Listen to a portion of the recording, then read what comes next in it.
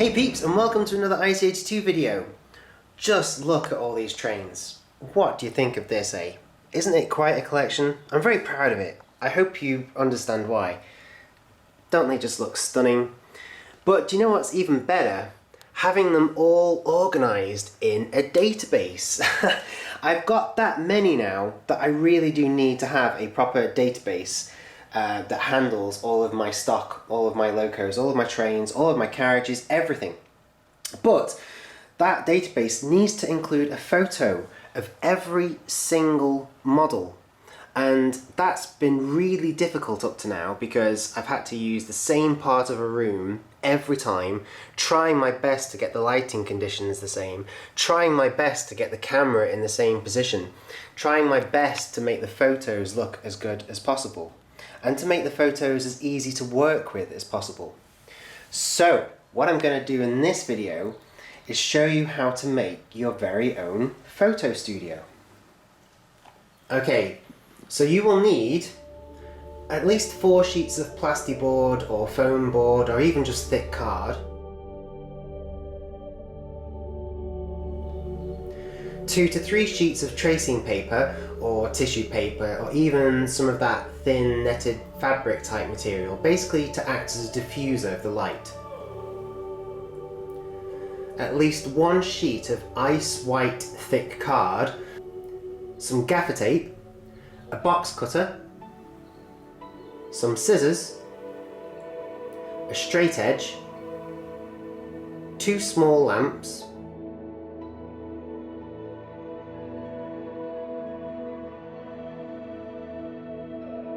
two cool running LED bulbs to go in those lamps, a cutting mat, and then finally some coffee or tea or whatever the tipple of your choice may be, just to keep you going.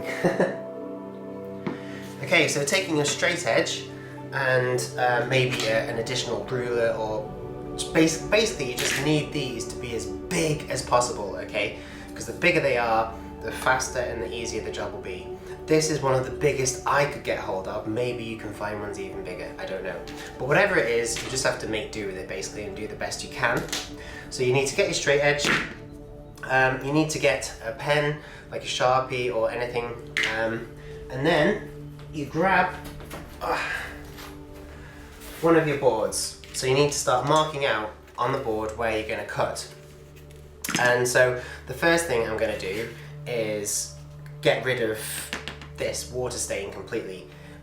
But if you're wondering what's going to dictate the width, the best thing to use is your infinity curve. So if you get the piece of card that will form your infinity curve,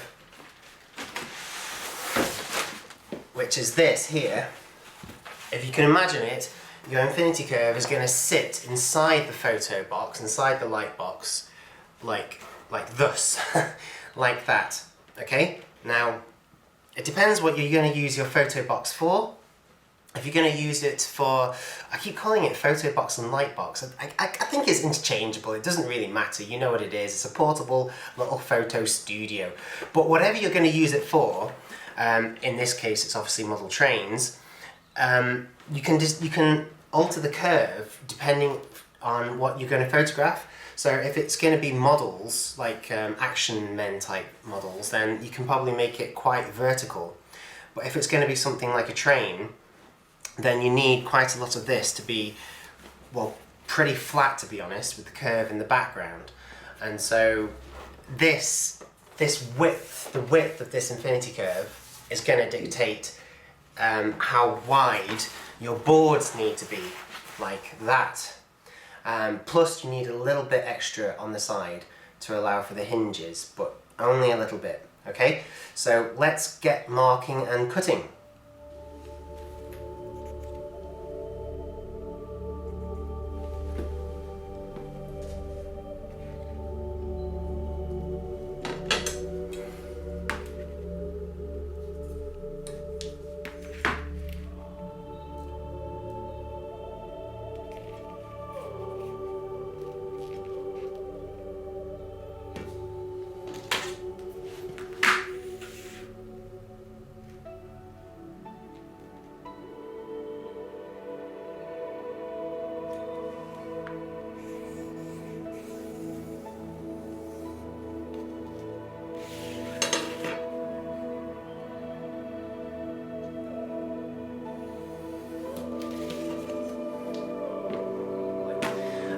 So now we need to grab the knife, and this is where you need to be really careful, kids. If there's any kids watching, which I'm sure there are, these things are mega sharp. It will easily take off one of my fingers if I let it.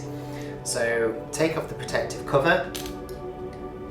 Make sure that you're doing this supervised if you are underage. And even if you're not, be really careful, because honestly, they will take fingers off, trust me. I'm going to just turn this around like that. And this is where the straight edge will really come in use, because you can use it to make sure that the knife doesn't go too far to the left or the right. Just line it up against that line, and then basically just cut right through, like that. Don't worry if it's not perfect, don't worry if it's not straight. Just do the best you can. To be honest, it doesn't matter too much. Like I say, the most important thing is that infinity curve. Nothing else really matters.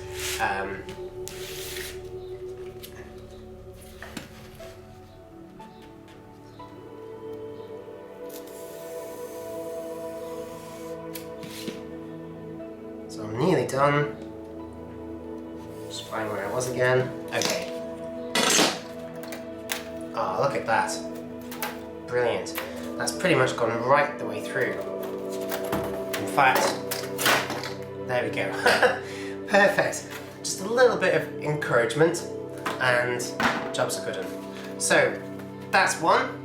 I now need to do that to basically, well, every single panel. Okay, all boards cut. Carefully put the knife away again. Right, so that's board 1, board 2, board 3, and board 4. So one of these boards is going to form the back of the photo box with the infinity curve on it, and then the other 3 are going to form the sort of frame, the gazebo if you like. So 3 of them need to have the light diffuser sheets fitted to them. That means we need to cut out now a massive hole in 3 of these boards, and then the tracing paper sheet will go over that. But you need to make sure that you don't cut out a hole that's too big. So you've got to go at this point and grab your tracing paper or your tissue paper or your fabric, whatever it is you're using to diffuse the light. So here's my sheet of tissue paper, and as you can see, it's the same size as the boards. It's A1, which means I really can basically just cut any size hole I want, but it's always best to just check before you do that. Okay, I've turned my cutting mat around. I'm going to grab one of our new square boards. So basically now I need to mark out a frame inside this and then cut that out. Now you could use something as simple as the thickness of your straight edge to mark it out. Depends on the straight edge you're using, obviously. In fact, I think it is called a set square or something, but it doesn't matter. But I'm going to actually use measurements. I'm actually going to measure the same width all the way around. So let's see. Right, so I've got my straight edge up against the side of the board, and I'm looking at these measurements here, and I'm thinking 100 would be way over the top, because 100 means that the frame, the actual light section inside would be too small. And then I'm looking at 50 and I'm thinking that's going to leave the frame too weak. It's going to, look, if you can imagine me cutting down here, the entire frame is going to be really thin and weak, so I don't want that. I'll compromise and go for 70, 75, either 70 or 75. So I'm going to make my marking about that point, and then repeat all the way around and then cut it out.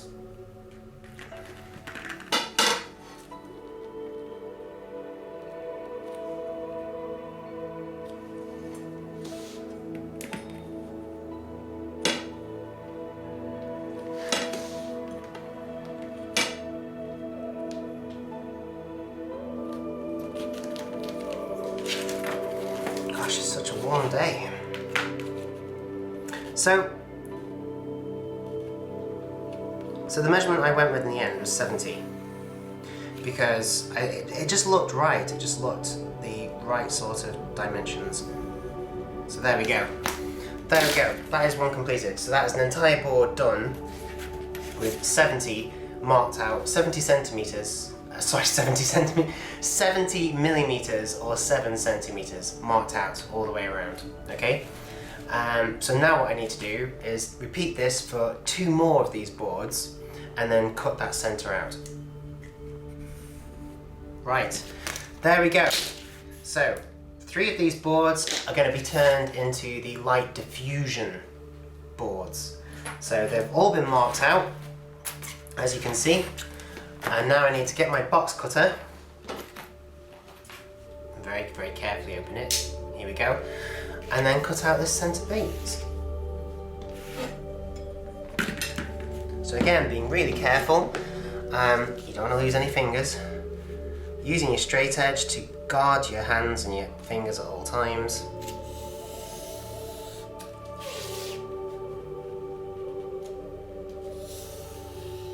It doesn't matter if you go to the left or right a little bit. It doesn't matter. As I say, it doesn't need to be perfect. It will do the job, even if it's not perfect.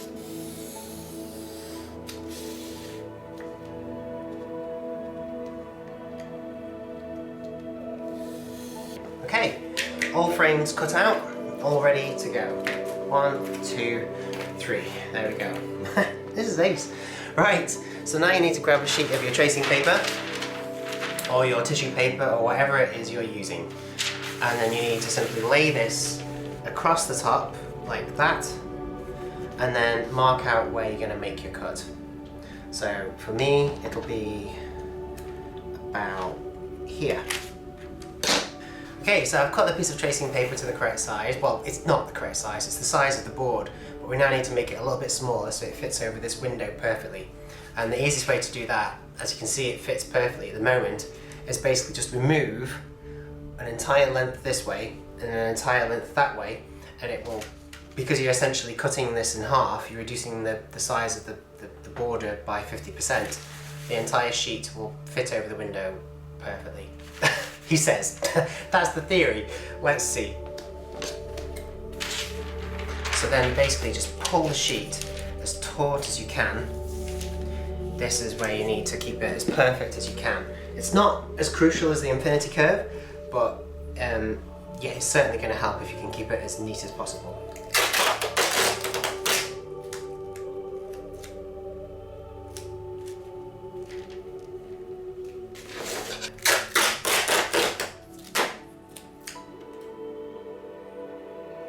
This tape is pretty beast stuff.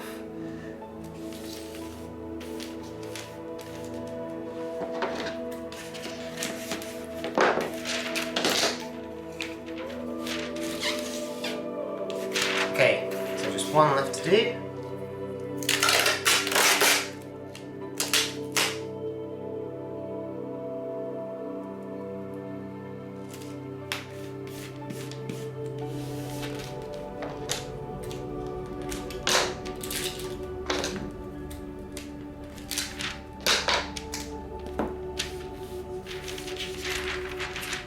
And there we have it.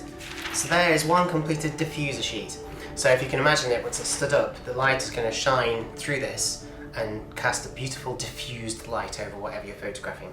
So I now need to repeat this 2 more times. Okay, so all sheets done. That's board 1, board 2 and board 3.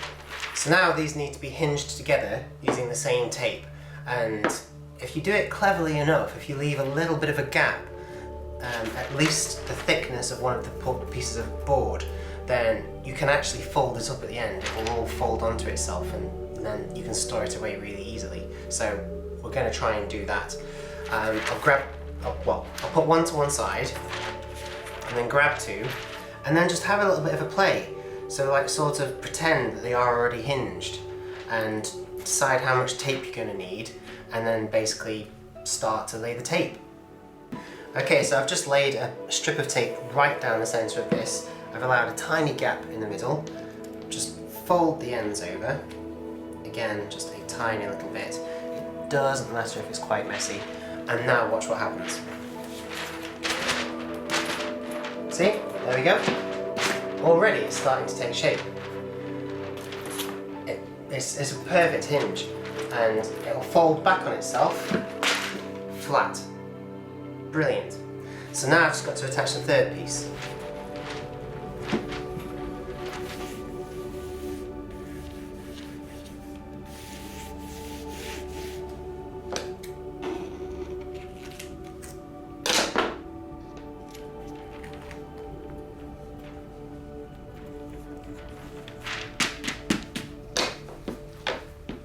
Okay, welcome back. All three have been connected now. So when we stand this baby up, there we go. Look at this. How cool is this? Honestly, folks, this is one of the best little projects I've ever done. So there you go. That is your photo booth. That is your photo studio, your Lightbox. So these are the panels that you can put your lamps up against. So what we need to do now is, well, actually, I mean, what I'm doing is technically wrong. It's supposed to stand like that, and then what we do is we put a panel on the back here that the infinity curve attaches to. But you can do it however you want to do it. It depends where you want your light coming in. So I'm going to attach that final panel now. Okay, so I've laid out the three that are joined together there. This is panel number 4, and the most important bit here is to make sure that the tape you lay down, that I'm about to do, doesn't run all the way to the ends, because you don't want it to interfere with panel 1 and panel 3. It attaches to panel 2 only. So roll out enough tape, oops, it's very sticky. Roll out enough tape, and again leave a gap of about the width of the board, maybe a few millimeters more. Roll out enough tape just to fit that gap, and then lay it down as carefully as you can. Grab your scissors, give it a snip,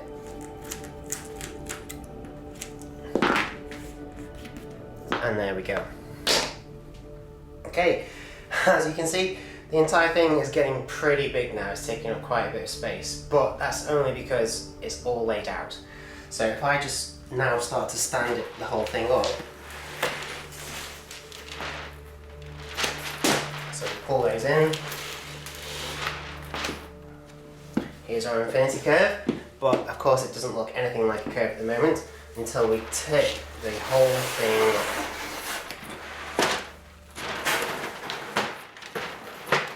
So obviously it's nowhere near good enough as a curve at the moment. You need to push that in. But this is where you get 2 little extra bits of tape, and you put them on the floor like this, just to hold that in place. And then with additional bits of tape, you can hold these sides in place as well. Okay, welcome back.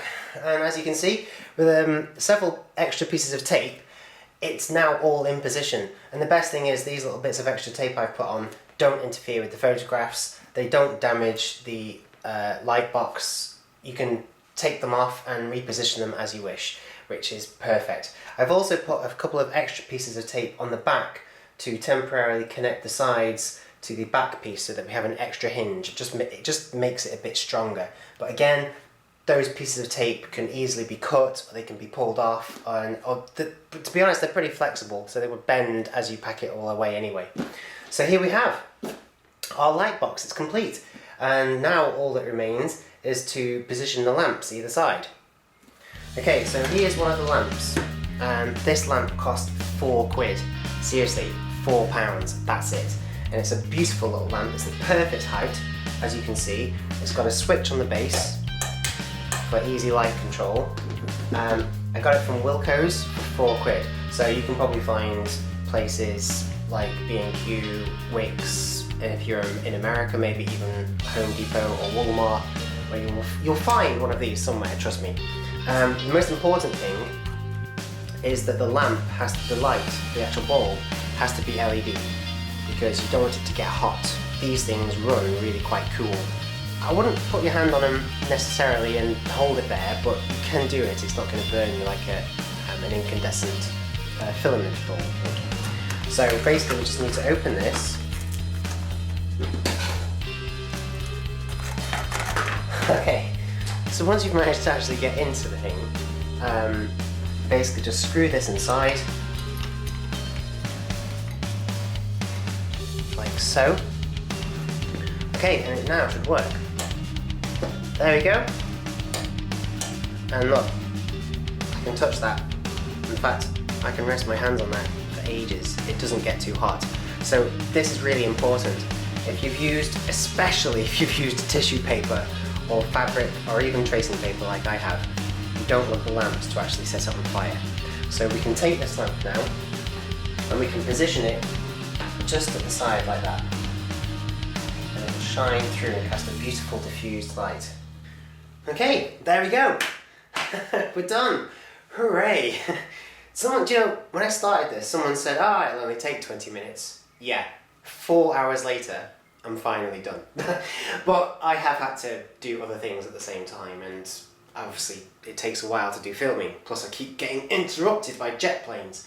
But there we have it. That is your Lightbox. It's done. It's, as you can see, it's got two fantastic lamps either side, some beautifully diffused light. So in here, it is just photo perfect right now.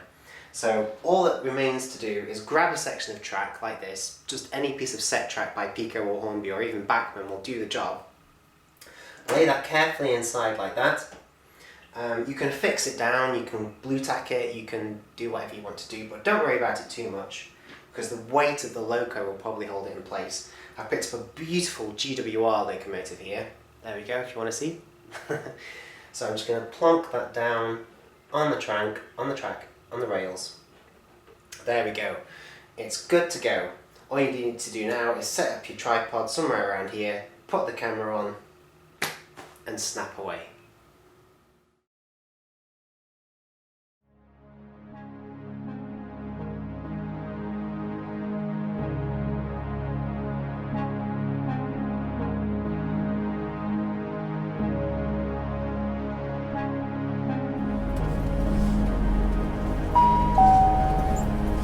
This train terminates here. Please ensure that you take all your belongings with you when you leave the train. Thank you for travelling with us today.